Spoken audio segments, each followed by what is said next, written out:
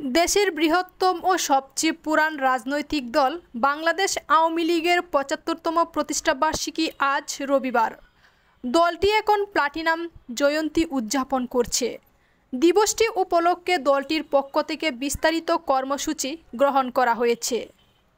সারা দেশের ন্যায় নেত্রকোনা জেলার দুর্গাপুরেও অনুষ্ঠিত হয়েছে আওয়ামী লীগের ৭৫তম প্রতিষ্ঠাবার্ষিকী।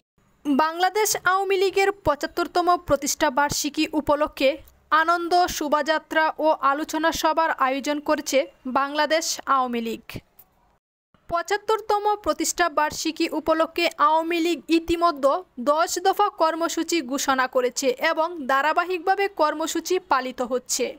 আওয়ামী লীগের কর্মসূচির মধ্যে রয়েছে রবিবার সূর্য উদয়ক্ষণে কেন্দ্রীয় কার্যালয় ও দেশব্যাপী দলীয় কার্যালয়ে জাতীয় ও দলীয় পতাকা উত্তোলন, সকাল ৭টা ধানমন্ডি ৩২ নম্বরে বঙ্গবন্ধু ভবন প্রাঙ্গণে জাতির পিতা বঙ্গবন্ধু শেখ মুজিবুর রহমানের প্রতিকৃতিতে শ্রদ্ধা নিবেদন।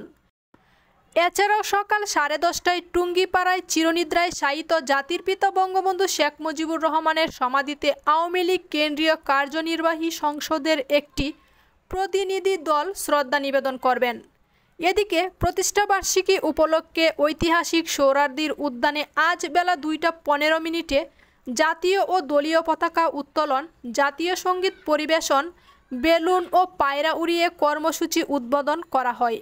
এরপর ২টা ৩০ আলোচনা সভা ও সাংস্কৃতিক অনুষ্ঠান অনুষ্ঠিত হয়। আওয়ামী লীগের সভাপতি ও প্রধানমন্ত্রী শেখ হাসিনা অনুষ্ঠানে সভাপতিত্ব করেন।